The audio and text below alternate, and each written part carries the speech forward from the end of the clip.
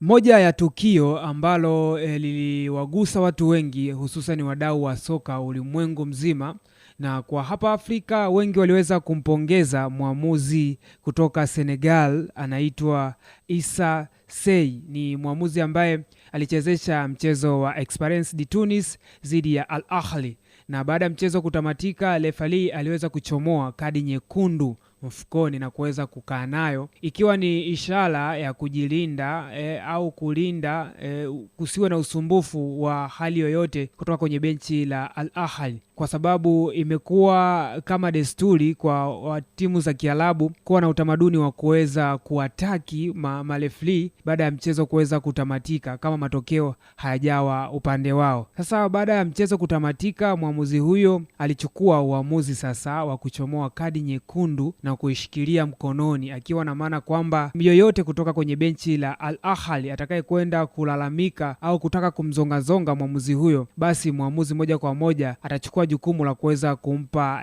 red card. Nadhani zumuni la mwamuzi kuweza kushikilia red card ile ilikuwa ni lengo la kujilinda yeye kama yeye, kuona kwamba asiweze kuzongwazongwa, asifanyiwe fujo na benchi zima la ufundi la National Ahly, kwa sababu tumezoea, umekuwa ni utamaduni sasa wa vilabu kutoka Uarabuni huko, wamekuwa na tabia matokeo yasipokuwa upande wao, basi wamekuwa wakiwazonga na kuwahalasi waamuzi kwamba wao wameonewa labda, na kwenda kulalamika kuhitaji labda kwamba kuna namna mwamuzi anakuwa labda hajawafeva. Kwa hiyo mwamuzi huyo Issa aliweza kuchukua kadi na akaishikilia mkononi kwa lengo la kwamba ni kujilinda. Sasa wadau wa soka kutoka Afrika waliweza kusifia na kupongeza tukio hilo kwamba ni ushujaa ambao mwamuzi huyu aliweza kufanya. Of course tunaweza tukasema ni ushujaa, lakini tukija kulifaa kwenye sheria na kanuni za red card pamoja na kadi ya njano, je, mwamuzi anaruhusiwa kuweza kutoa kadi ya njano au kadi nyekundu mfukoni kwake na isitumike? Swali liko hapo. Kama mdau wa soka unayefuatilia, kama unatambua sheria na kanuni ambazo zinatuongoza kwenye soka, hususan kwenye adhabu ya red card pamoja na kadi ya njano, unaweza ukatusaidia kutupa majibu. Lakini kwa kawaida tumezoea kwamba red card pamoja na kadi ya njano pindi ikichomolewa kutoka kwenye mfuko wa mwamuzi, moja kwa moja inakwenda kutumika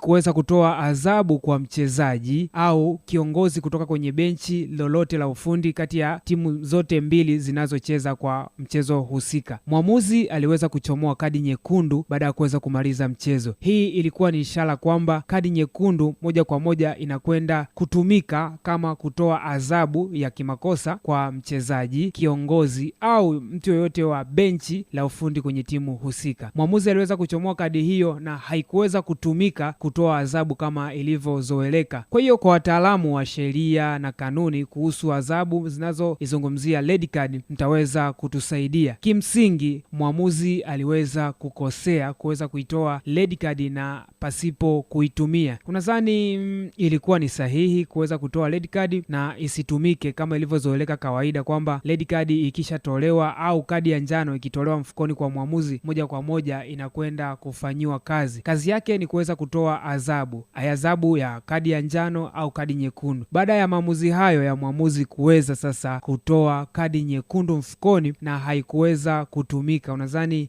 ilikuwa ni sahihi kwa mwamuzi kufanya hivyo? Sheria na kanuni zinamruhusu mwamuzi kuweza kufanya hivyo, kuchomoa kadi nyekundu au kuchomoa kadi ya njano na kuishika mkononi pasina kuitumia au kuweza kutoa adhabu ya moja kwa moja kwa mchezaji, benchi la ufundi. Kwa hiyo tuzungumze sasa kama wadau wa soka, ni sheria gani ambayo mwamuzi aliweza kuitumia ya kuweza kuchomoa red card mfukoni na kukaa nayo, kusubiria yoyote kutoka kwenye benchi la ufundi la National Ahly kwenda kumzongazonga mwamuzi ili ampe red card, wakati kikawaida tumezoea au imezoeleka kwamba red card ikichomolewa kwenye mfuko wa mwamuzi au kadi ya njano ikichomolewa kwenye mfuko wa mwamuzi, moja kwa moja inakwenda kutumika kwa ajili ya kutoa adhabu. Lakini kwa siku hiyo ilikuwa ni tofauti kwenye mchezo wa Esperance de Tunis dhidi ya Al Ahly. Kama mdau wa soka unaweza ukadrop maoni yako hapo chini kwenye comment section na ukatuambia labda kama unafahamu sheria,